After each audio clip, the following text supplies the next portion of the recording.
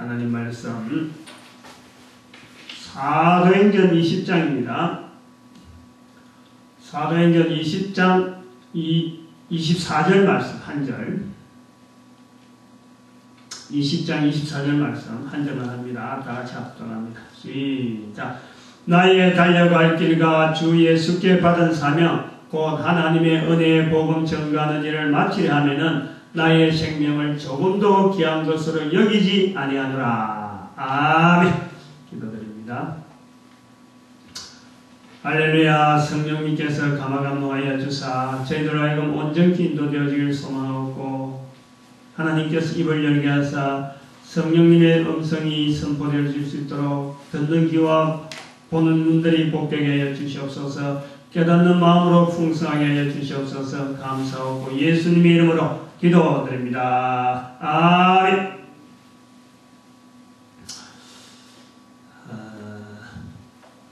지금의 저 스스로, 제 스스로 하는 말, 그 생각 하나로 나타내라 그러면은 70억의 인류를 생각하면서 살아가는 사람, 살아간다. 뭐 그렇게 표현할 수 있어요. 감히 말할 수 있는 거죠. 한편 또 생각을 하는데 말을 합니다. 그래서 근데 70억 인구가 나를 생각하면서 전 인류를 위해서 생각하는 사람이 있구나 하는 그 전체 인구가 생각하다가 나를 생각해주면 또 그렇게 이름을 빗대어 해준 사람이 있는가. 70억은 고사하고 70명도 없다고 해요. 70명. 7명 정도라면 70명이 한 7명 정도라면은 본인이 70억 인류를 생각하고 또 그렇게 살아간다. 그래서 7사람이라도 있을까? 그것도 없을 것 같아. 그런 것도 없을 것 같아. 지금은 그래요. 지금 몰라. 우리 애들까지 뭐 다 합치고 뭐 참 조그마한 젖먹이까지 다 합치면 뭐 7명은 넘겠죠. 그렇게 뭐 서로 그래요 목사님 압니다. 요 정도는 한 7명 정도는 되겠죠. 그래 항상 70명에 70억에 비하면은 이거는 참 비교가 안 되는 그런.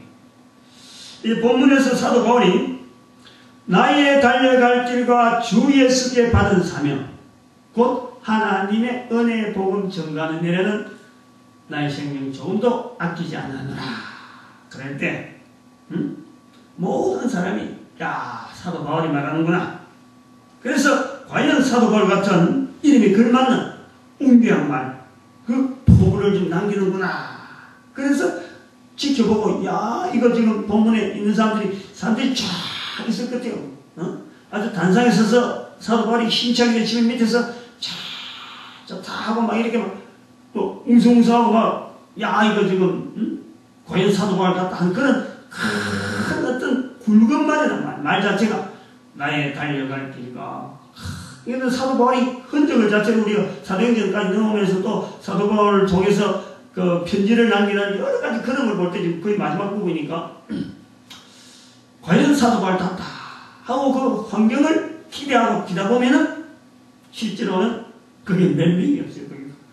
사도 바울이 말하는 거지만은 사도 바울이 이렇게 큰 웅대하고 굵직한 말을 남기는 것 같은데 불구하고 나의 달려갈 길 하고 막 이렇게 외치는 것 같은데 실제로 듣는 사람들은 조그마한 어촌 도시에 어떤 읍에 어촌 마을에 몇몇 사람들이 모여가지고 에베소서 온 사람들 정이 그동안 있었던 사람들끼리 앉아갖고 도란도란하게 이야기하는 가운데 그것도 뭐 어쩌면 밤 같으면은 촛불인들 뭐 지들을 키웠겠어요? 뭐 어떤 등잔불은 있겠지.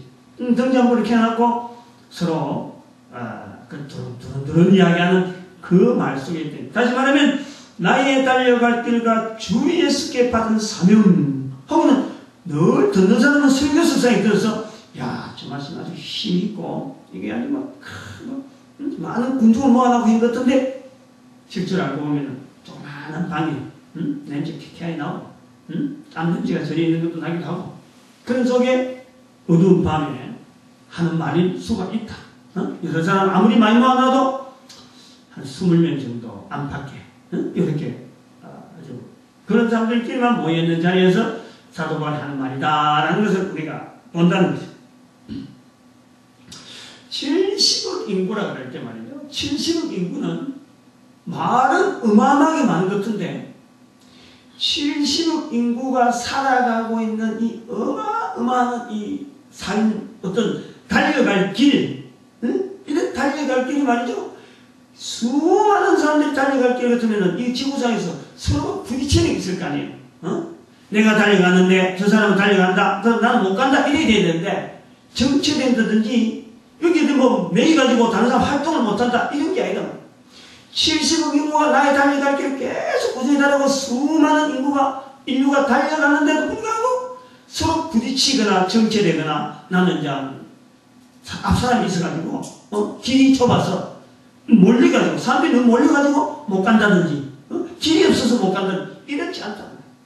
여전히 지금까지 달려왔고 앞으로도 70억 인구가 달려가는데 그 달려가는 길에 아무런 지장이 없이 달려가고 있는 거예요, 지금도. 그래서 어찌 보면은, 야, 그럼 출퇴근길에 막 차들이 정체되는데, 그러니까, 정체된 게 아니냐. 그거는 교통사정이지. 트래픽 컨디션이지. 트래픽 컨디션. 근데 이거는 인생에 대한 70억 인생에 대한 삶이란 말이야, 삶. 어떤 사람? 병원에 누워있어도 그 사람의 삶이라. 계속되어지는 한 사람이라. 그리고 홀때 모르게 막 지금 현재 막 죽으려고 자살하려고 막 어떤 자리에 들어가 있다 하더라도 또 그런 고행의 길에 아무도 없는 곳에 촘촘하게 지내는 사람이 있다더라도 그 사람의 삶의 길이니까 정지된 게 없이 계속해서 나가는 그래서 정체가 없다는 거예요. 정체가. 개인이 가져가는 독특한 삶에서 삶으로서의 달려갈 길 그걸 우리가 볼 수 있단 말이죠. 그래서 또 한편은 나의 달려갈 길이라 하는 사도 바울의 표현은 우리 개인 한 사람 한 사람의 달려갈 길도 되지만 내 한 사람이 이럴 때는 나의 달려갈 길이라고 너의 달려갈 길이 있고 또 우리의 달려갈 길이 있고 우리 지역에 우리 나라에 우리 민족에 이 시대의 사람이 달려갈 길이 있는 이 달려갈 길이라 하는 이 범위라는 건요 뭐 대단한 거예요. 그러니까 내 달려갈 길이라도 있지만 이것이 하나의 단체는 단체가 달려갈 길이 있고 국가는 국가에 달려갈 길이 있는 다 따로따로 있는 그러면 이 달려갈 길이라는 건 70억 인구에만 해당되는 달려갈 길이 아니라 지역이며 지역 단체와 단체까지 다 합치면요 이게 뭐 어마어마하게 많은 거예요. 어마어마하게 많은 거예요. 근데 이런 그 본문 말씀을 통해서 달려갈 길이라 하는 이 표현의 그 응용본이 이것이 어떻게 신앙의 고백과 연결되어지고 그래서 하나님께서 이 시대에 이 본문 말씀을 통해서 우리 각 사람이 신앙 고백을 어떻게 해서 어떤 형태로 삶을 누려가는 것인가 전 세계 인류에 달려갈 길이 있는데 사도 바울의 고백을 통해서 바로 내 삶에 달려갈 길을 나타내는 그 현장에서 우리가 이 말씀을 어떻게 적용해서 하나님 앞에서의 참 올바른 어떤 신앙 고백을 해서 달려갈 길이라는 표현을 할까 하는 그런 고민에서 이 표현을 이제 오늘 본문을 시작을 하려고 하는 거죠. 달려갈 길이라 하는 이 표현은 달려온 길에 대한 연장선이라고 볼 수가 있습니다. 다시 말하면 달려온 길이 있으니까 달려갈 길에 계속되어질 것이다. 그런데 달려온 길의 연장선상으로 일단 볼 수 있는 그런 표현으로 볼 수 있는 거죠. 사도 바울을 통한 나의 달려갈 길이라는 표현이 본문에서 나오는 20장 20절에 기록되었을 때에까지 삶을 토대로 해가지고 사도 바울의 남은 삶의 방향에 대한 예측을 가능하게 한다라는 거예요. 근데 우리가 여기 또 하나의 반대되는 또 사도 바울의 모습이 있어요. 20장 24절에서는 사도 바울이 나의 달려갈 길 했을 때에 달려오는 삶의 방향에 따라서 지금 사도 바울이 어느 방향으로 갈 것이라는 건 예측이 가능한 달려갈 길이 있고 이것이 말이요. 같은 사람이, 같은 사도예요. 사도행전 9장에 가면은, 같은 사도 바울, 20장 24절 사도행전 9장에 가면은, 사도 바울의 모습이 어떤 모습으로 나오냐면,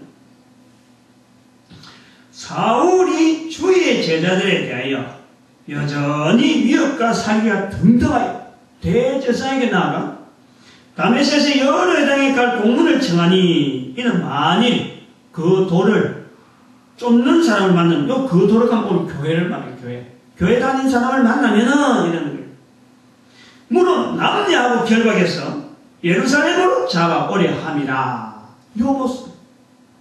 여기서 나의 달려갈 길, 사도발 똑같은 사도발이 나의 달려갈 길 한다면은 성경에 있는 대로 보면은 이 사람이 자기가 달려갈 길에 전혀 엉뚱한 사건이 9장에 나타나는 거예요.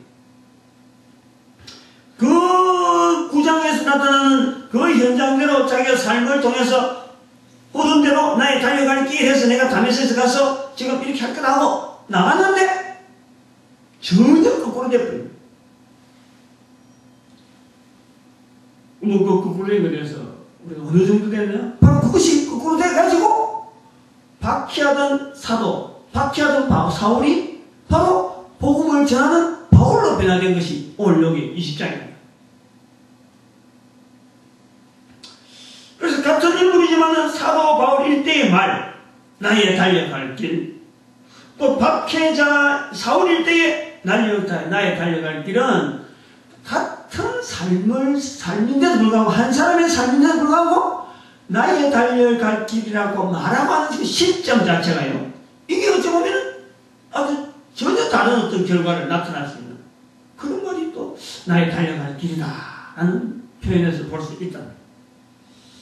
사도 바울의 나의 달려갈 길은 그때까지의 삶자체에 달려온 걸음이 되어서 그야말로 말씀대로 표현한 대로 오늘 이 입장에서는 주 예수께 받은 사명대로, 주 예수께 받은 그 사명, 하나님의 은혜의 복음 증거하는 일에 내가 내 생명을 조금 더 아끼지 않으나 해서 이 생명 그대로 가가지고 결국에는 사도 바울은 순교를 합니다. 순교를 하죠. 반면에 사도 바울이 되기 전에 박해자 사울이었다면 그의 달려갈 길은 이제 9장 4절에서 사울아 사울아 어찌하여 나를 핍박하느냐, 그 주님의 음성에 의해서 완전히 바뀌는 거예요. 완전히 바뀌는 거예요. 응? 박해자에서 순교자의 자리로 바뀌게 됩니다. 즉 이때의 나의 달려갈 길은 본인의 살아온 경험과 현재 살아가는 방식과는 전혀 별개의 삶이 주어지는 거예요. 그러면 이제 공식과 같은 것을 하나 만들어 볼 수 있어요. 나의 달려갈 길을 하는 말하는 시점에 따라서 그 뭐 시점이라 하는 것 자체는 뭐 우리가 알 수 없으니까 일반적인 공식을 딱 접목할 때에 나의 달려갈 길이라 하는 그 말을 할 때에 그 사람의 우리 앞으로 되어질 일에 대해서는 뭐 다른 것을 볼 수 없어. 하나는 그대로 살아온 모습대로 계속 가는 것이 있을 거고, 또 하나는 사람하고 전혀 정반대로 다시 정반대의 삶, 뭐 다시 가는 건 아니지만 지금까지 뭐 반대를 했다면 이제 찬성하는 쪽으로, 지금까지 뭐 너무 좋았다든지 이러면 엉뚱한 길을 이렇게 갈 수 있는 삶을 예측할 수 있는 딱 두 가지 모습을 우리는 보는 것입니다. 너무 긴 이야기를 해온 것에 비하면 좀 싱겁게 끝나는 그런 면도 없지 않아 있습니다. 뭐 다 아는 거고, 뭐 그거 뭐 말 한마디 하려고 그 두 가지 조건 그 이야기 하려고 그렇게 긴 이야기 했느냐 할 정도로 너무 뻔한 거지, 뻔한. 사람이 살아가면서 보여준 자신의 걸음을 통해서 앞으로의 나의 삶을 할 때에 살아온 대로 살아간다, 또 살아온 거하고 전혀 다른 방향으로 살아간다 하는 이 두 가지 부위라. 그런데 이렇게 간단한 공식과 같고 간단한 답이 있음에도 불구하고 70억의 인구에게 한 사람 한 사람 물어서 지금의 시점에서 앞으로 당신의 삶이 어떻게 될 것입니까? 어떤 방향으로 당신이 살기를 바랍니까? 라고 물어본다면 묻는 사람도 없어요. 사실. 묻는 사람도 없고, 물어본다면 예측으로 대답할 수 있는 사람이요 거의 없어요. 거의 준비를 안 하고 있다니까. 너무 간단한 답인데도 불구하고 어렵지 않잖아요. 지금 답이 누구든지 예측할 수 있고 누구든지 또 다르게 또 갈 수 있다는 요 내용이기 때문에 자기의 삶에 대한 살아가는 삶에 대한 이 방향에 대해서 이야기를 얼마든지 할 수 있을 것 같은데 간단한 답이니까 근데도 답을 못한다. 답을 못한다. 저는요 사람이 할 수 있는 능력 중에서 하나의 기적 같은 일이 그런 일이에요. 살아서 다른 건 열심히 공부하고 열심히 하려고 막 추구하면서도 자기가 걸어가는 걸음 앞에서의 걸음 자체를 예측 못하고 또 이걸 있어서 온전히 나가는 건지 안 그러면 전혀 엉뚱한 나가는 건 역방이 나가는지 이것 자체를 예측 못하면서 그냥 충실하게 현재라고 하는 여기에 충실하겠다 하고는 이런 예측 못하면서 산다가는 이런 모습이요. 그러면서 삶이 가능한 것이 기적이에요. 그걸 저는 기적을 보는 거예요. 왜 기적을 보냐면 예를 든다. 금오산에 금요일마다 올라가죠. 산에 올라가는데 아침에 이제 맑은 공기 마시고 올라가면은 오전에 이제 기도하기 위해서 이제 올라가는데 올라가면서 제가 느꼈어요. 다른 사람한테 막 한마디 안 했는데 이 새들이 말이죠. 나뭇가지 사이를 막 날아가잖아. 큰 새도 있고 작은 새도 있고 막 가지 사이로 그 높은 나무에는요 사람이 바라볼 때는 가지하고 가지 이파리들 사이에서요 공간이 없어 보여요. 공간이. 그런데 새들이 그 사이를 날아다닌다니까. 날아다니는 속도가 있다니까. 그냥 여기 설에서 이렇게 가는 게 아니고 날아간다니까. 쉐 이렇게 가네. 눈에 소리 있다가 이렇게 싹 날아가는 거예요. 그래서 그걸 보고 생각을 하는 거죠. 나비 같은 거는 나비는 나풀나풀하면서 자기가 가는 방향이요 순간순간 바뀔 겁니다. 사람이 어떻게 예측이 안 돼요. 응? 여기 딱 이렇게 팍팍팍 이래 나비는 막 이러고 자기를 방하면서 또 피하면서 그래 가야 될 길을 이렇게 가는데 나비만 아는 거예요. 나비. 근데 새는 그게 아니라 여기서 날아가지고 날았다 하면은 어느 정도 그 사람이 예측이 가네. 저기 날았다. 그러면 어느 정도 간다 하는 거. 저기서 방향이 저렇구나. 이랬구나. 뭐 날아가든지 보인단 말이에요. 나중에 가고 나면 이게 어떤 그 행선지가 잔상이 남아있어. 저렇게 날아갔구나. 이렇게 움직였구나. 이렇게 잔상이 남아있는데 그게 워낙 순간적이니까 그걸 뭐 어디로 무엇을 좀 피해가지고 어디 가는지 이렇게는 안 되고 그냥 가고 난 뒤에 저렇게 날아갔구나. 이렇게 된다.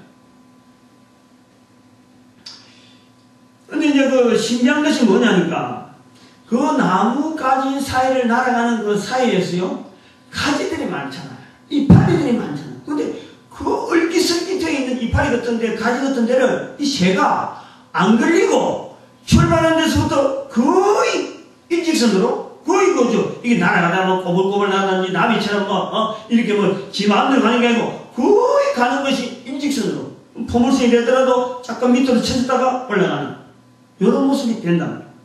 이거 어떻게 해서 날아가면서 그거를 찾아내느냐. 가지가 있는데 또 날아가기 전에 어떻게 그것이 자기 목표점하고 그 가지들이 많이 있는 사이를 꿰뚫고 자기가 가야 될 자리를 딱 안착하느냐 말이야. 분명히 그 일직선으로 보면 가지가 있는데 저는 그게 신기한 거죠. 그 작은 눈으로 가지가지의 사이의 길을 분명히 분별하니까 적어도 날아가는 속도임에도 불구하고 안착한다. 안착. 이 가지 저 가지 날아가지고 안착한다. 그게 신기하다. 그래서 제가 이제 그 두 가지를 비교하는 거예요. 사람은 딱 답은 두 개밖에 없는데도 불구하고 모른다. 새는 자기가 멀리 있고 가지들이 막 있는데 불구하고 자기 걸어간 자리를 알고 출발해갖고 간다는 거예요. 응? 사람이 총으로 쏘든지 덫을 놓든지 하고 날개가 달려서 날아가는 새를 잡아내는 것이 사람이에요. 그리고 이것은 엄격히 말하면은 먹이 사슬로 보면은 새의 위에 사람이 있는 거예요.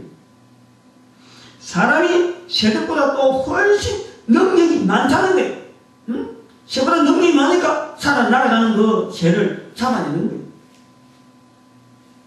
그러면 사람은 새들보다 능력이 많은데 사람보다 능력이 적은 새는 자기가 날아갈 길에 대한 예측 능력이 있어서 여러 가지 상황, 뻗어나온 가지라든지 처져 있는 가지라든지 입이 있는 가지라든지 이것이 이걸 잘 살펴서 가지 사이를 날아가는데 왜 사람은 살아가면서 되어질 일에 대해서 즉 나의 달려갈 길에 대해서요 자신 있게 말할 수 없는가 라는 것이 제가 가지고 있는 달려갈 길에 대한 궁금증이에요. 궁금증. 그리고 오늘 이 말씀을 전가려고 하는 이런 부분에서 하나의 어떤 주제 선정이 되어질 때의 이유이기도 하는 거예요. 응? 왜 자신 있게 말 못할까? 그래서 제가 70의 인구를 생각하는 거예요. 70의 인구, 70의 인구는 2011년도 현재 하나로 사람이 살아가면서 참으로 보여준 자신의 걸음을 통해서 앞으로의 자기 삶이 당연히 지금까지 살아온 걸음의 연속, 엉가라고 지금까지 살아온 걸음의 전혀 또 다른 방향, 이 두 가지 답에 대해서 이 모든 사람이 다 말할 수가 있다면, 말할 수가 있다면, 그 말할 수가 있다고 하는 그 부분을 우리가 전제하면서 어떻게 또 답을 말이죠, 하나의 답을 만들 수 있는, 우리가 하나의 그 어떤 조건을 만들어주는,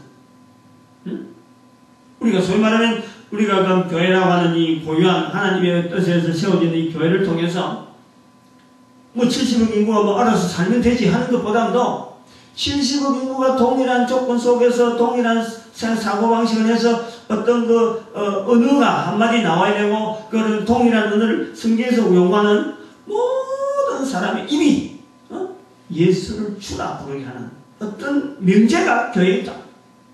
그래서 그런 명제를 우리가 두고 볼 때에 70억 인구를 이대로 가만히 뭐 지 알아서 살고 말하면 말하는 대로 놔두고 일할 만큼 우리 교회가 말이에요 여유가 없는 거지. 말을 하게 해야 되는데 그 말을 참으로 모든 입을 예수 그리스도가 부를 수 있는 그 입을 만들려고 하면은 뭔가 조건을 제시해야 되는데 그 조건을 하나로 우리가 앞으로 되어질 일에 있어서 두 가지만 보고 생각하게 만들자. 그러다 보면은 말이 70억 인구 각자 풀어나는 게 아니고 말이 좀 이제 정리가 되겠다. 정리가. 그래서 나의 달려갈 길 할 때에 딱 두 가지 조건을 탁 넣어봐가지고 또 그 조건에서 또 엄청히 보고 엄청히 하면은 결국에는 참 모든 인간들 하여금 예수를 주라 부르는 그 언어가 되어질 때 우리가 하나의 도구를 제시하지 않을까. 그런 의미에서 나의 달려갈 길이라는 주제를 지금 정리해서 앞으로 나아간단 말이죠. 이 두 가지 외에는 변환될 수 없는 이 조건이 이 상태에 우리가 5가지의 환경이 이 어떤 나의 달려갈 길에 그 달려갈 길과의 그 다음 되어온 길에 대한 이 두 가지 길을 결정하는 데에 계속 원대로 갈 거냐 안 가면 완전히 돌이키냐 하는 것에 대한 또 다른 어떤 환경 여기에 영향을 주는 환경이 있다. 이 환경을 우리가 정리를 해보면은 참 70억 인구에게 어떤 공통된 언어가 나올 수 있는 하나의 좀 축소된 길로 인도하지 않을까 그래 보는 거예요. 그래서 그 5가지의 환경 이렇게 축소를 해보는 거죠. 5가지 환경이 통해서 영향을 주는 살아온 그럼에 대해서 계속 갈 거냐 안 그러면 전혀 엉뚱한 또 전혀 또 예측불의 길을 가게 될 때라도 이 환경이 갖고 적용을 해보면은 서로 간에 이 정리가 되어질 수 있는 그런 어떤 환경으로서 저는 말이에요 5가지 환경을 첫 번째는 재물, 그 다음에는 부모의 문제, 그 다음에 자신의 가치, 그 다음에 죄에 대한 어떤 확인이랄까요? 그 다음에는 사명.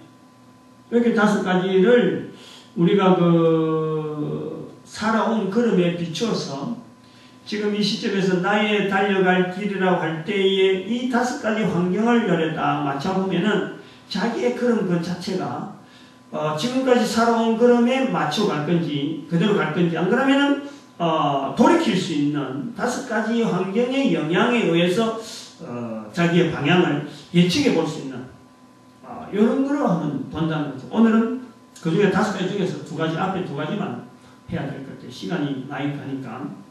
준비하는데 보니까 시간이 많이 갔어요. 그래서 그 순서는 사실은 그 중요하지 않은 것 같아요. 70억 인구를 가는 이 어마어마한 인간에게, 인류에게, 거기에서 무슨 순서래라고 말이에요. 사람마다 순서는 자기 취향에 맞는 이 어떤 중요도가 있으니까. 그러면 순서는 그렇게 중요하지 않는 것 같아요. 그런데 단지 5가지라고 하는 이 환경 자체를 각 사람이 대입해 볼 수 있는 이런 요소는 다 있다. 다 있다. 그래서 공통된 요소에 또 공통된 어떤 주제를 가지고 전해주면은, 나의 달려갈 길을 이렇게 예측하고 나타내는 데에 하나의 도구가 되지 않을까. 그런. 첫 번째 재물을 해보겠습니다. 재물이라 할 때, 이 재물이라 할 때, 언어로 쓸 때, 그 언어에 대한 공통된 약속을 볼 때, 어디까지 재물이라고 보겠느냐. 재물이라는 건 뭐냐. 이 재물을 할 때, 사람이 살아가는 많은 환경 중에서 인격적인 관계가 되어지지 않는 겁니다. 이 재물은 인격적인 관계가 아니에요. 인격적인 관계가 되어지는 것을 제외하고, 그리고 한 사람 한 사람에서 선택되어서 사용되어질 수 있는, 선택이라, 내가 선택한다는 거예요. 선택. 쓰고자 쓰는 사람이 선택해가지고 만져지는 그런 모든 물질의 대표적인 표현. 이래서 또 여기에 또 대표적인 또 하나의 단어로 한다면 돈이라고 볼 수 있죠. 돈. 만이라고 볼 수 있죠. 뭐 어떤 사람은 만이 정도하고는 뭐 좀 성이 안 찬다. 금이다. 골드. 이렇게 할 수 있어요. 또 뭐 표현은 어떻게 하든지 그 자체를 재물이라 한다. 그 돈에 얼마든지 재물이라고 할 수 있는데 그 대표적으로 그렇게 부르겠다 하는 거예요. 그러면 이 재물을 어떻게 보느냐 따라서 나의 달려갈 길이 예측이 되는 것인데, 나의 달려갈 길, 재물을 어떻게 보느냐 할 때에, 재물에 대한 자기 자세, 어떻게 보느냐 해서 그 예측이 될 건데, 그런데 지금 그것이 아니고, 그보다도 재물을 어떻게 보느냐 하지 아니하고, 재물을 이렇게 보자 하고 제안을 한다는 거지, 제안. 재물을 이렇게 보자. 재물을 어떻게 봐라. 이렇게 던지는 게 아니고, 딱 단도직입적으로, 딱 쭉 줄이는 겁니다. 확 펼치는 게 아니고, 재물에 약간 이게 범위가 확 높은데, 이거를 확 줄여서, 더 줄여서 구멍을 더 좁게 해가지고, 사람들의 시각으로 보게 하고, 말을 맞춰가도록 하겠다. 그래 볼 때, 재물을 어떻게 보느냐. 에서 이제 재물을 보는 안목을 제시하게 되는데, 재물을 재물로 보자. 단순한데, 재물을 재물로 보자. 그런 취지입니다. 근데, 그것을 조금 더 이제 구체적으로, 재물을 사람이 입는 옷으로 보자는 거야. 재물, 돈. 쉽게 말하면 돈. 이건 말이죠. 돈도 재물이요, 돈도 재물이요, 옷도 재물이요, 우리가 모든 게 재물인데, 돈이라고 하는 이건 모든 사람이 알아듣는 이 언어를 오히려 모든 사람이 옷에 입는 옷으로 한번 바꿔서 생각해 볼 수 있는 어떤 환경을 만들어가겠다는 거예요. 만들어주자. 돈이라는 거란 말이죠. 표현이 다른 거예요. 돈도 재물이요, 옷도 재물인데, 돈은요, 돈을 벌기 위해서 사람들이 생명을 막 바치게 나와. 돈 때문에 뭐 모든 일을 다 한다 하겠죠. 그런데 옷이라 그러면 좀 다르단 말이에요. 그런 의미에서 이게 언어의 개념을 좀 치환을 한번 생각해 봅니다. 과연 가능할까? 근데 이것이 가능할 수 있도록 자꾸 우리가 사고의 여러 가지 틀을 자꾸 만들어주고 좀 정복하고 이게 옷으로 우리가 해보자 하고 자꾸 우리는 이제 그런 부분에 이 돈이라고 하는 이 개념 자체가 너무 강하고 여기에 대한 참 재물감은 벌써 돈으로 알고 말이야. 그러니까 이 이미지 자체를 우리가 좀 희석시키면서 돈도 재물이요, 재물도 재물이고 옷도 재물인데 돈을 재물로 하면 옷이라고 하는 이 재물로 다르게 해서 우리가 돈에 대한 이 자세를 좀 다르게 해보자. 재물이라고 하는 이 우리가 만지는 모든 재물에 대한 자세를 우리가 좀 다르게 해보자.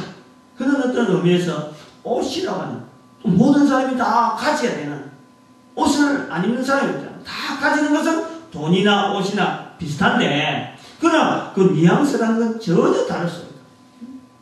그런 의미에서 옷도 있어야 되지만은 또 한편은 옷은 없으면은 대치돼가지고 다른 옷, 어쩌면 누더기까지 고급 옷에서부터 누더기까지 이 범이라는 이 옷은 보면 굉장히 넓잖아요. 정한 점은 벌거벗는 또 벌거벗고 사는 것이 또 보이는 이런 삶을 우리가 본단 말이에요. 그래서 꼭 있어야 되는 같은데 불구하고 없어도 되는 그런 하나의 개념이 옷이고 돈은 없으면 안 되는 그런 개념으로 지금 딱 박혀있다. 살아가는데 돈 없어야 되느냐? 요래는 돈 벌게 살아간다. 돈만 있으면 뭐든 된다. 이런 사고방식이 꽉 있고 모든 또 이 사회 구조가 어찌 보면 경영이나 경제라 하는 그 말 한마디에 전체가 돈이 쌓여야 이루어지는 어떤 사회 구조로 되어지고 있는데 그거 자체의 구조를 말이야 우리가 좀 바꿔보자는 거예요. 치안을 시키자. 그런 의도에서 돈 재물을 옷으로 보자. 그래. 그러면 이제 생각하고 말하는 내용들이 자꾸 좀 뭔가 이 방향이라든지 이런 언어라든지 이런 게 좀 순화될 수 있는 여러 가지 요소들이 많이 있다. 돈이라고 하는 것이 중요한 생활의 도구지만은 없는 것보다 있는 것이 훨씬 편리한 생활이 주어지지만은 돈을 옷이라고 보면은 돈이 없을 때 싼 옷을 입듯이 돈에 대한 개념을 70억의 인구의 삶 속에서 옷이라는 것에 이런 치안을 통해서 여유를 가지게 만드는 거예요. 여유를. 돈에 대해서 오는 충격보다도 옷이라고 하는 충격을 통해서 비슷하게 꼭 있어야 되는 어떤 필수품인데 옷은 훨씬 여유가 있는 우리 사람들을 70억 인구로 하여금 살아가는 삶 자체를 뭔지 여유가 있도록 만드는데 하나의 일조를 하게 될 겁니다. 그러면 이제 70억 인구에 나아갈 길에 재물이라는 것을 예측하는 데에 보다 좀 투명한 어떤 형태가 나타나는 거예요. 연세가 70세 이상이 되고 80세가 되어 있는 부모님 또래의 이 어른들이 자기 돈이라 그래가지고 1000만원 이상 너한테 줬어. 이웃이 너한테 준 거예요. 이 빌려주고는 받지 못할 때 이게 안타까워. 내가 어떻게 모은 돈인데 쓸 때 안 쓰고 아껴하는데 지금 자식들이 지금 이것 때문에 말이야 어렵게 하는데 여기 못 보태주니까 막 안타까워서 안달해. 애간장을 먹이죠. 줄 사람도 주고는 싶지만 못 주니까 돈이 안 돌아가서 못 주는데 그걸 뭐 어떻게 하겠어. 그러니까 받을 사람이나 줄 사람이나 다 같이 안타깝게 하고 그러다가 보증서 가지고 주나니까 받을 사람은 또 보증서 사람한테 와서 말이야 못 줄 사람이 사정이 뻔히 알면서도 당신 때문에 내가 줬다 이러니까 이 동네에 상황이 안 좋은 거예요. 이제 여기서 돈이라고 하는 어쩌면 인생 인류의 이거 참 절대적인 고려 같은 이 대상물이지만은 여기에 이제 객차시키는 옷이라는 개념을 탁 들어가면요 좀 다르게 돈이라는 이 개념 자체를 좀 더 객관화시키는 거예요.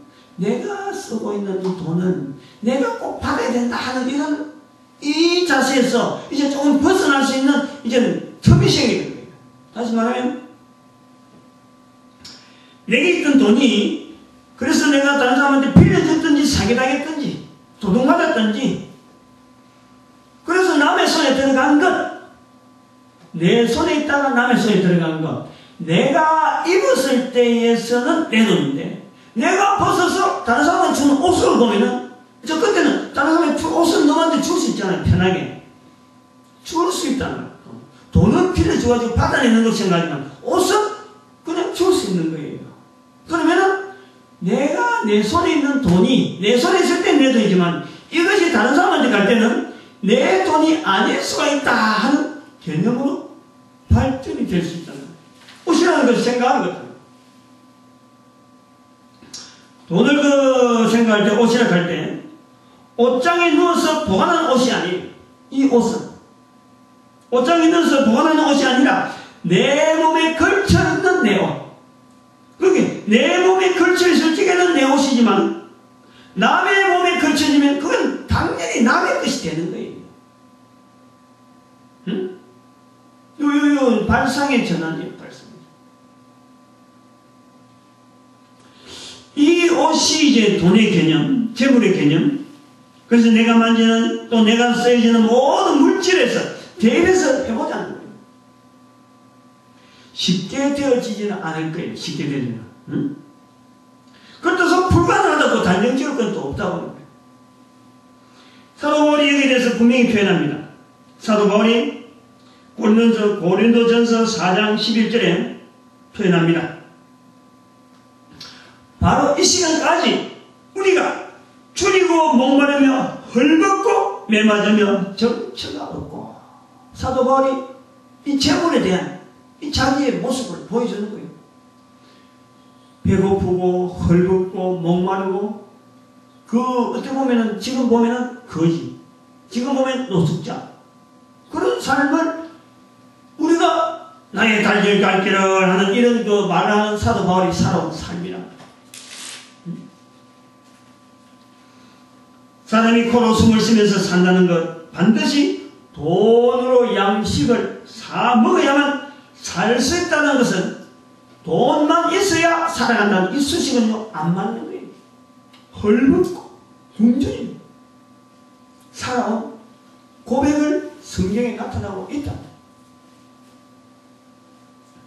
온 인류가 먹고 살 수 있도록 인간으로 하여금 먹이 사슬의 최고의 자리에 있도록 되어진, 그래서 다른 동식물은 멸망을 했지만, 멸종이 되어진 동식물이 있지만, 인간은 여전히 음식을 먹고 있어요. 그래서 인간이 존재하는 것은 돈이 있어서 되는 게 아니고, 먹는 것만 있어도 살아간다. 옷이라는 게 그런 게임입니다. 돈이 있어야 뭐 사먹지 하지만은요, 돈이 없어도 먹을 수 있는 여러 가지 길들이 지구상 전체로 볼 때는요, 얼마든지 있어요. 얼마든지 가능해요. 얼마든지 가능해요.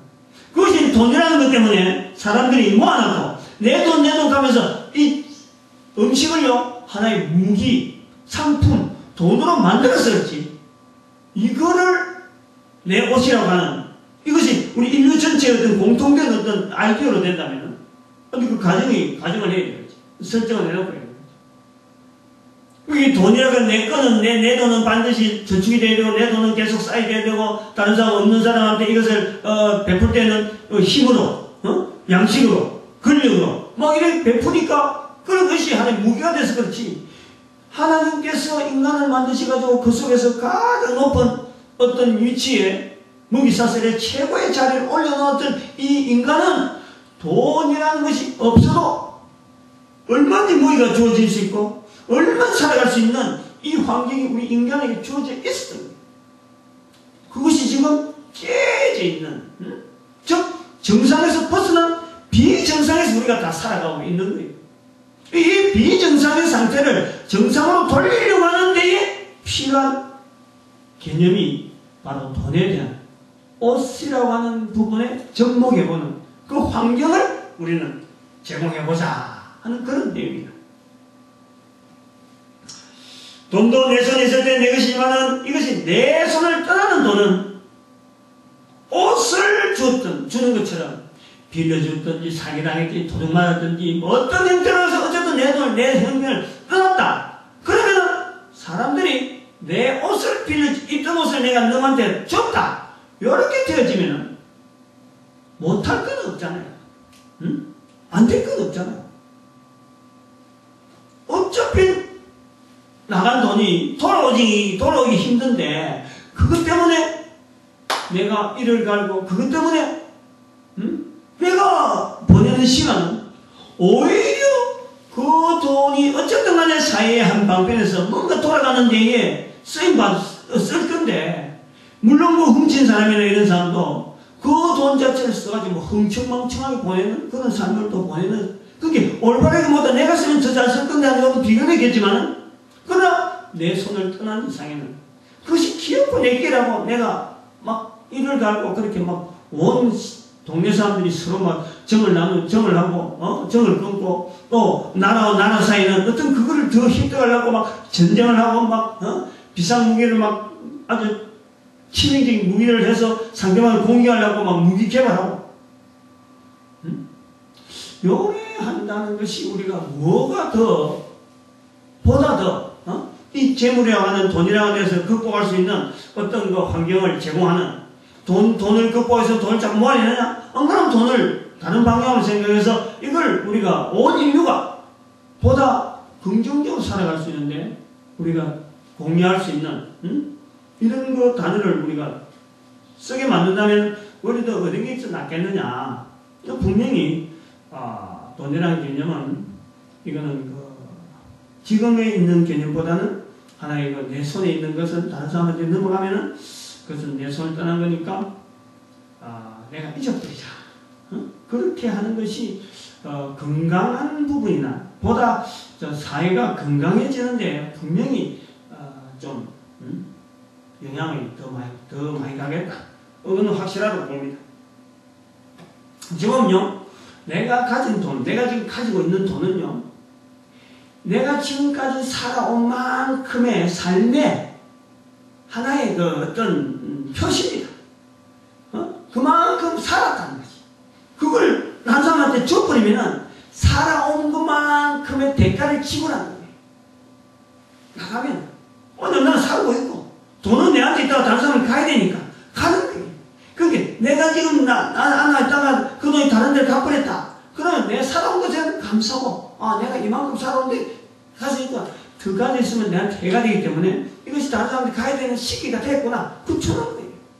이렇게 좀 더 이 돈의 흐름이 돼서 좀 더 개방적이고 좀 더 어떻게 보면 목사님 너무 공식적이고 너무 세상 물정 모르고 그냥 이론적이라 하지만 근데 이런 이론이요 지금 들릴 때는 완전히 딴색이겠지만은 근데 이것이 한 번 듣고 두 번 듣고 두 번 듣는 사람 한 번 듣고 세 번 듣는 사람 듣는 사람이 자꾸 많아질수록 또 말하는 사람이 많아질수록요 언젠가는 이것이 왜냐하면 이게 선악일이니까 가능성을 두고 있는 거예요. 될 수 있다는 거예요. 이제 여기서 지난 금요일날 저희 어머님이 그 병원에 입원해 있는데 기내에 제가 내려가는 거 아니에요. 그래서 어머님이 보증서 가지고 사실 돈을 빚어서 아들 된 돈으로서 어머님이 보증서 가지고 못 받는 그 돈 그걸 제가 사람을 불러나고 중개를 한 거 아닙니까? 자식으로서 뭐 보증서 가지고 못 받아가지고 보증서서 못 받은 돈 이 당사자 간에 돈 빌려주고 빌려받은 거 뭐 그 돈을 어머니가 직접 받아가 줬으면 어머니가 100% 책임이 있지만은 빌려준 사람도 빌려받는 사람에 대한 신용을 자기가 알아내야 될 책임이 있는 거예요. 이게 돈 받을 수 있냐 못 받느냐 그래 알고 지가 결정적으로 지어야 되는 길에 돈은 나를 거치지 않지만 보증서상 안 거치만 이 실제로 주고받는 사람에게도 여기 책임이 있다. 그래서 제가 50% 못 받는 돈의 50% 내가 갚겠다. 그래서 약속을 했어요.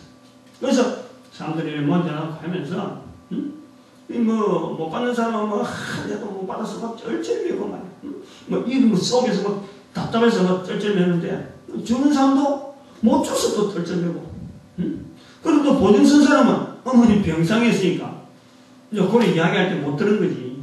근데 나도 받을 게 있는데 그거 못 받을 또 내가 아들이 또 그걸 더 얹어서 50%를 또 덮어주니까 빚이 더 있지 않느냐 이래가지고 더 마음을 답답해하는 거야.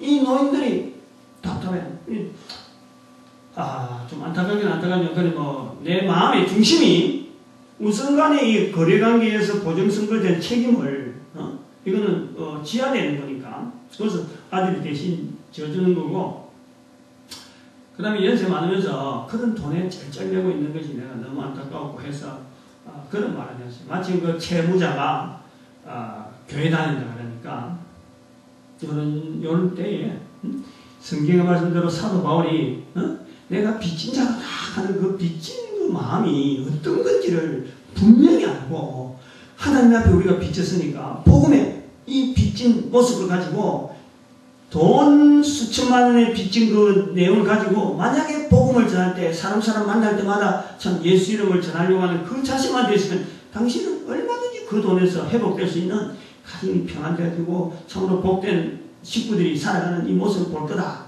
그렇게 전도자가 되라 하고는 그렇게 이야기했습니다. 그리고 그 채권자에게는 돈은 이미 오도록 되어 있으니까 그러지 말고 자녀들이 잘 되도록 자꾸 복을 빌라. 엄마가 돈 때문에 막 쪼다리기라면 자녀들이 길을 못 편다. 차라리 자녀에게 참 축복하는 그런 엄마가 되라 하고는 제가 그래 정리를 했단 말이죠. 뭐 잘했는지 못했는지 보다는 저는 그 분명한 하나는 한 영혼이 천하보다 귀한 건 분명한 사실이에요.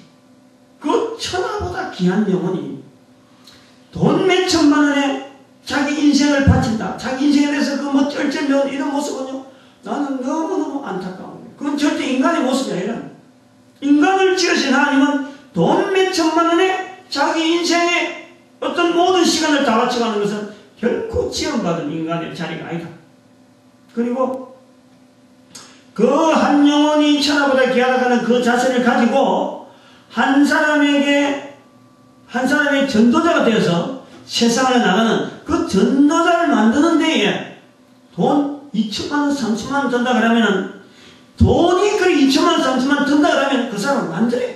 그렇게 만들어질 수만 있다면 만들어요. 2천만 원, 3천만 원이 중요한 게 아니라 그 한 사람 때문에 수많은 영혼들이 구원받을 수 있는데 2천만 원, 3천만 원 드는 그 경기는요, 사실은 작은 거죠. 작은 거예요. 저는 그렇게 어머니에게도 그렇게 말씀했죠. 연세 많아하고 다치가지고 누워있는데 이제 어머니 더 이상 전도 못할 거니까 또 한 사람 통해서 전도하라 해갖고 전도하라 내 대신 전도하라 해서 시장바닥을 지키게 만들어라. 응? 그러면요, 반드시 하나님은 다른 길을 통해서요, 그렇게 전도자 되어지는 걸음을 통해서 그 자손들이요 복받게 되어 있어요. 재물적인데 뭐든 간에 그 자리가요 변화되는 환경을 분명히 만난다. 그런 근거를 통해서 오늘 이 재물을 오시라고 하는 이런 부분에 하나님이 한 인간을 볼 때 돈을 얼마나 쌓아놔도요 그 돈을 하나님은 절대 안 보고 그 한 영혼이 우주 만물 중에서 귀하신 하나님의 눈길이 그게 있다.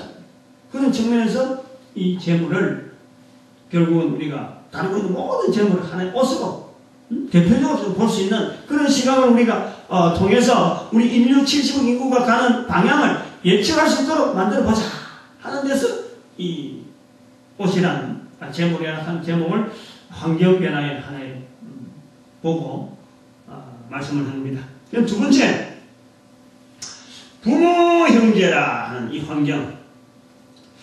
부모 형제라고 하는 환경, 이거는요 70억 인구가 공유할 수 있는 어쩌면요 가장 기초적인 환경이에요. 인간이 이 땅에 태어나가지고 태어났다라는 것 자체는 부모님이 계신다는 거고 형제들이 있다는 거예요. 응? 이제 그 부모 형제 자식이 아닙니다. 자식이란 말을 뺀 거예요. 일부러. 자식은 관계가 또 다르다. 내 한 사람의 인간이 여기 이제 부모 형제 범위를 무슨 이야기하자면 그래요.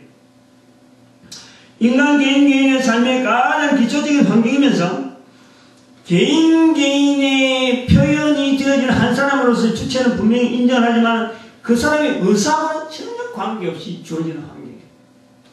내게 주어진 환경이지만 나는 그쪽에서 수동적이라. 부모의 입장에서는 아닌데 자녀의 입장에서 부모 형제는 바로 수동적으로 주어지는 환경이라는 거예요. 그리고 속해 있는 사회에 어느 도시나 어디에 가더라도 인간이 속해 있다면 반드시 거기에는요 부모 형제에 대한 윤리가 가장 어떤 윤리로 주어지는 것이 바로 이 부모 형제란 환경이란 여기서 아주 중요한 하나의 반전이 있는 거예요. 중요한 거예요. 부모 형제라 하는 이 개념은 고정적이 아니라는 거예요. 고정적이. 전 인구 70억 인구에게 단일하게 고유하게 이런 모양이라고 막 요구할 수 있는 그런 게 아니라는 것이 또 특징이다. 변수가 많다는 거예요. 이 부모 형제라고 하는 이 개념은 부모 자식이 아니 부모 형제. 내가 수동적으로 한 인간의 개체로서 수동적으로 받아들일 수 있는 그 환경, 그걸 통틀어서 그건 어쩔 수 없이 거부할 수 없는 환경이에요. 그리고 그건 반드시 인격적인, 아까 재물하고 다른 인격적인 환경. 근데 그것이 70의 인구에 동일하게 해야 되는 것이 아니라, 아까 그 돈은 동일하게 적용되지만 이 부모 형제는요 동일한 것이 아니라, 동일한 것이. 한국 사회가 보는 부모 형제와 미국 사회가 보는 부모 형제는 어마어마한 차이가 있어요. 그 사회 속에 안 살아보면요 이 차이를 어떻게 설명할 수가 없어. 아무리 객관적으로 이야기라고 한다고 안 되는 거예요. 단지 우리 느끼지. 미국 사회 속에서 부모 형제의 차이는 자리라는 거죠. 우리 사회에서 보는 부모 형제 차이, 이 분명히 차이입니다. 그리고 극단적인 예가 될 수 있지만은 인도 나라의 곳곳에 있는 그 조혼, 어린애가 어릴 때 결혼하는 거예요. 그리고 또 저쪽에 그 이슬람 지역에 또 곳곳에서 뭐 예를 들면 그렇게 내가 읽었습니다만 예멘이라는 그런 지역의 조혼, 같은 조혼이라도 이게 인도 지역의 조혼과 그 이슬람 지역의 조혼, 그리고 중국의 곳곳에 남아있는 이 성매매, 이런 사상, 이런 어떤 조언이라고 하는 이런 그 환경 속에서도요, 이 부모 형제가 한번 생각을 해보세요. 5살 먹는 여자애가 결혼식을 올리는 거예요. 그 사회가 보는 데서, 여러 사람이 인정하는 데서 결혼식을 한다.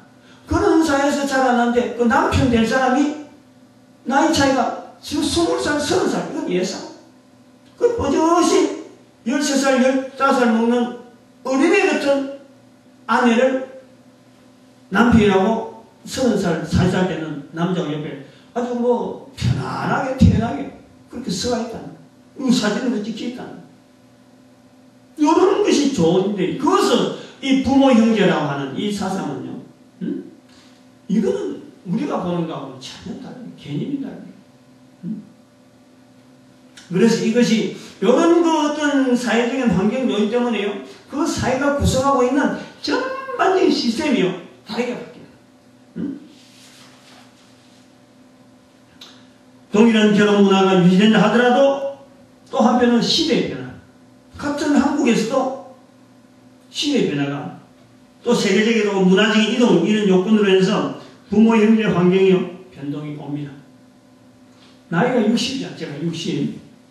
60이 지나면서 참 많이 생각되어지는 환경이 바로 이 환경입니다.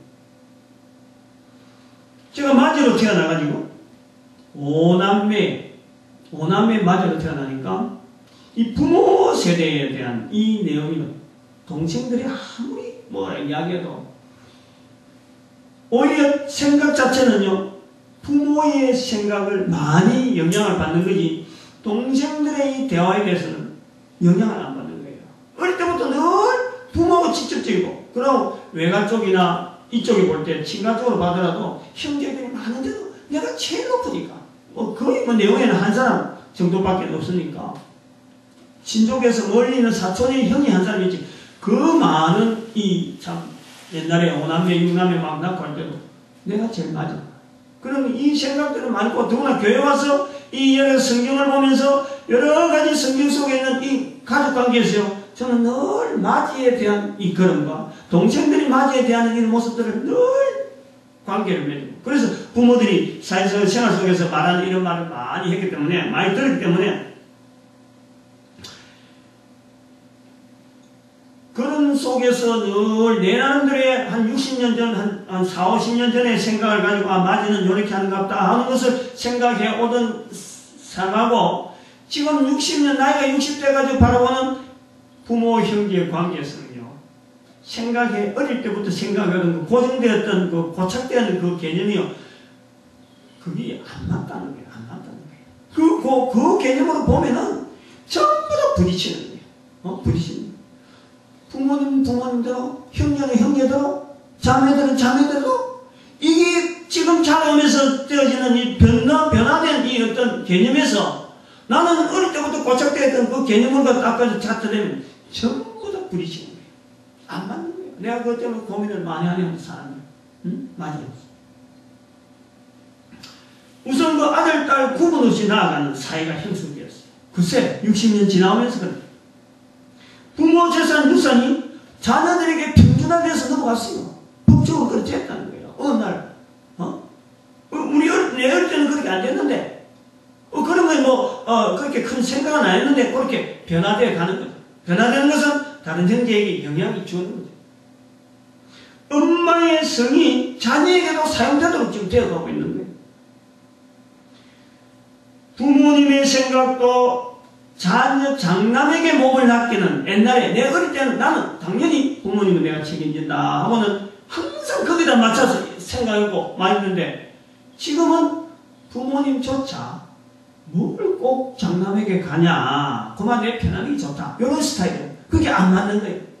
나는 그거다 딱 이래 테두리가 되기 때문에 거기에 맞춰서 말을 하는데 벌써 안 맞다. 또 형제들도 마지에게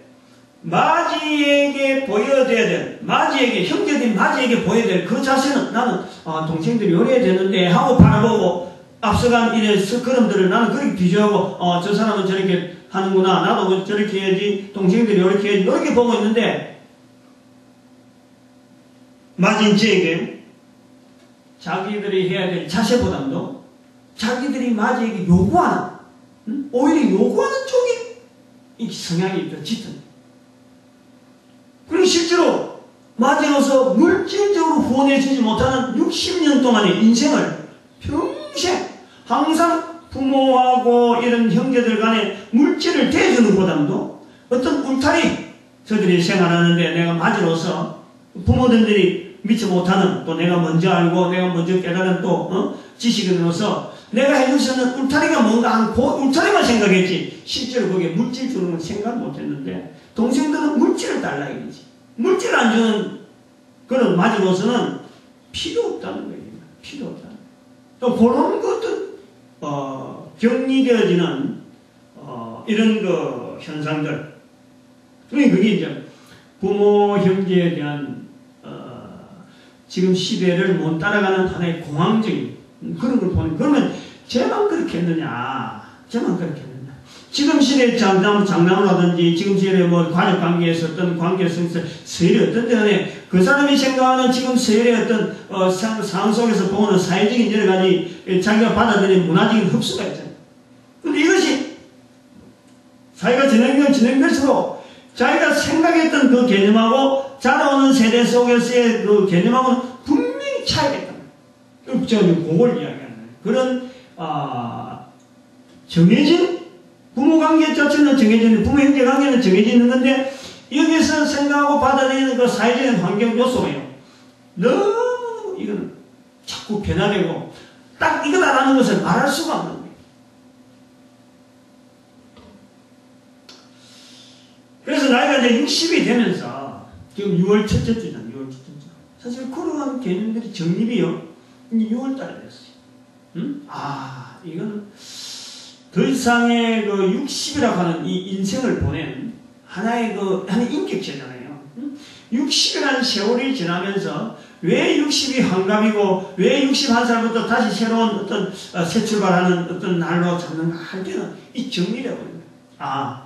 부모 형제라는 관계는 내한테 주어진 것에서는 내가 수동적으로 처음에 주어질 때는 수동적으로 받았지만은 이제 61살 되어지는 이 과정에서는 이제 이걸 전체가 다 내 위주로 해석을 해서 다시 정립을 해요. 계속 갈 수는 없는 거예요. 계속 이것이 61살 되고 60살 되는 불구하고 60년이라는 이 시기는 하나의 정리를 해야 돼요. 내게 주어지는 수동적인 환경에 대해서 내가 정리할 때구나. 정리할 때구나. 안 맞으니까. 안 맞은 걸 그대로 안고 갈 수는 없고 그 문화적인 차이를 가지고 계속해서 부모로서 형제로서 뭐 요구되어지는 이런 것이 안 맞아가는데 그것을 가는 것이 아니고 60년, 30년 이 부모 형제의 관계라는 것은 때를 따라서 끊어야 될 때가 있는구나. 때가 있다. 이 적당한 때에 이걸 하지 않으면은 이 세월은 저는 너무 늦게 어찌 보면 알아보게 될 수 있어요. 좀 땡길 수가 있으면 땡겨야 돼요. 부모 형제라는 관계. 그래서 미국이라는 것은 미국이라는 사회가 서양 사회가 또 특별히 그렇지만은 이 제도적으로 이 부분을요 일찍 도입하는 거예요. 적어도 성년이 되면 한 사람의 사회적인 개체로서의 책임지는 사람으로서 교회 아니 집에서 사회로 맡기는 거예요. 자기가 책임질 거 전부 다 사회가 다 사회 앞에서 책임지라. 부모와 자녀와 형제 관계는 이제 그렇게 사회로 되어지면 그 관계는 사회성 속에서의 부모, 형제가 이제는 하나의 관계성 속에서의 주어지는 거지. 거기에 대해서 그렇게 사회가 요구되어지는 가치관이나 변화되어지는 여러 가지 요건에 한 사람으로서 성인으로서 그 자리에 참여자로서 이제는 자꾸 전환되어지기도 하는 그래서 좀 일찍 당겨지는 그런 제도가 서양에 있는 그런 제도예요. 부모 형제 관계를 일찍 도입하는 게다 그래 보고 있고 우리는 이 동양의 특별히 대한민국에서 부모 형제 관계라는 게 서로가 적으로서 엉키기 때문에 이 끊는 것은요 개인이 빨리 터득해야 돼요. 그리고 가족 단위로 이거 서로가 빨리 정리를 해야 돼요. 그렇지 않으면은 이 상처가 정이라고 하는 이게 꽉 맥혀가고 이 상처가 깊어져. 요걸요 좀 의도적으로 해줘야 될 것 같아요. 그래 봅니다. 사도 바울의 표현이요 여기 관계된 게 있어요. 갈라디아서 1장 16절에 17절까지 연결됩니다만 그 아들을 이방에 전하기 위하여 아버지 그냥 뭐 아무렇게나 뭐 되어지는 게 아니고 이 때라는 것이 언제나 때가 그 아들을 이방에 전하기 위하여 그를 내 속에 나타내기를 기뻐하실 때가 있다. 이 부모 형제는 때에 따라서 끊어져야 돼. 때가 있다. 그 다음에 내가 곧 권력과 언론하지 아니하고 이 권력과 언론하지 아니하고 다시 말하면 자기 자신이 이방인의 사도로서 이제는 참 주 예수께 받은 사명을 가지고 막 나갈 때에 권력과 언론하지 않은 하나님께서 기뻐하시면서 자기를 그를 내 속에 나타내기를 기뻐하실 때 하는 이 때를 사도 바울은 받아들인 거예요. 이런 걸 과정을 통해서 사도 바울은 1장 갈라디아서 1장 17절 보니까 아라비아로 갑니다. 한 3년 정도 가서 혼자서 수행하는 거예요. 그리고 다시 다메섹으로 돌아왔다 하는 이 표현을 우리가 보면서 부모 형제라고 하는 이것은요 분명히 정리해야 될 때가 있다. 이 가치가 앞으로 자기가 살아가는 삶을 통해서 나의 지나온 그런 거하고 앞으로 달려갈 길에 있어가지고 이 부모 형제의 그 흐름은 내에서 어떤 방향으로 주어졌는지 간에 한번 끊어야 돼요. 끊어야 돼요. 그 끊어놔놓고 앞으로 자기 걸음을 계속 가든지 한번 끊어놔놓고 그 끊음을 통해서 전혀 다른 방향으로 가든지 하는 이런 그 어떤 자기 삶에 그리고 70억 인구가 동일하게 이 일은 해야 돼요. 그런 어떤 과제가 같기도 하고 모든 사람들의 방향을 70억 인구의 방향을 우리가 한 방향으로 몰아갈 때에 이 과제는 반드시 주어진 환경은 끊어야 되는 시점을 어쨌든 알게 하는 그런 우리 시기로 주제로 보는 겁니다. 저 같은 경우는 60살이 되면 늦었다. 그래 봅니다. 우리나라 참 체제에서 이런 것이 되어지는 것이 조금 좀 이래 늦어나마 좀 이것을 알려줄 수 있는 계기가 된 어떤 시기가 되기도 하고 나이 60 되니까 또 이런 말 하면은 근위가 있지. 경험을 이래 보고 저래 보고 다 해봤기 때문에 근위가 있으니까 또 60에 이렇게 발표가 될 수 있지만은 되도록이면 사회적인 제도로서 미국이 정치하는 것이 다 옳다는 건 아니고 정이 있는 이 대한민국의 이 심성에서 이런 좀 사회적인 제도를 통해서라도 빨리 좀 안착을 시켜주는 것이 보다 사회가 좀 건강하겠다 그래 보고 있습니다.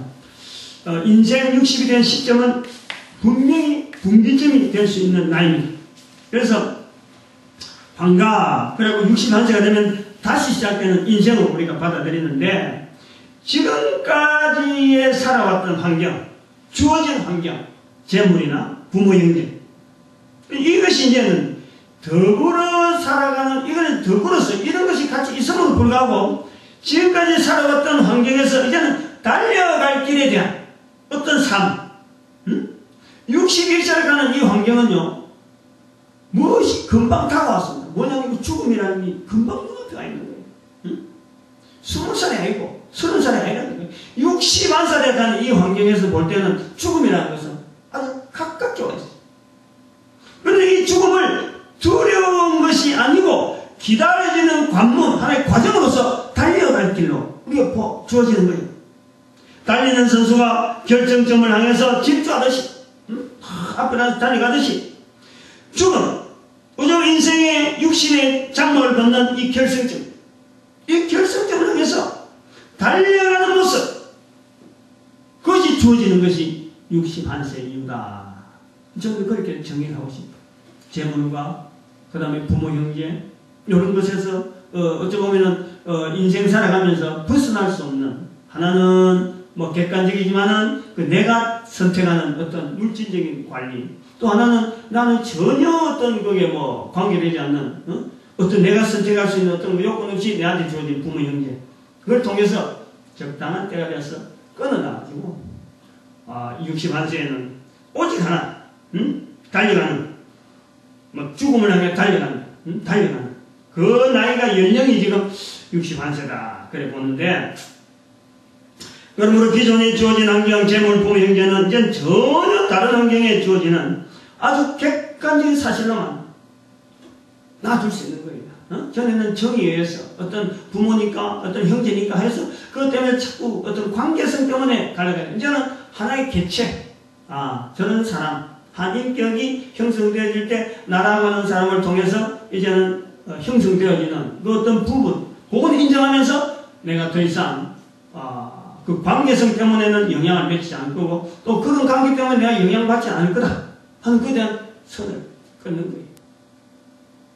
조금은 뭐 일반 사람들은 생각하기가 좀 힘드는 거예요. 왜냐하면 지금 내가 들어가는 그러니 달려갈 길이 있는데, 그것이 인생 60을 지나고 보니까 남은 세월이요 얼마 없고, 여기에서 들어가는 시간이나 여러 가지 해야 될 일들에서 가족관계라든지 부모 형제 부분에서 치중할 수 있는 그것 자체 여력이 없어서, 그래 60이라고 하는 인생에서 결정을 해보는 거예요. 나는 부모가 되고 내 자녀들이 또 60세가 되어가지고 또 그 이전에서 부모 관계, 부모 형제 관계에서 분명하게 정립을 해서 그 삶에서의 하나에 대한 자유, 자유.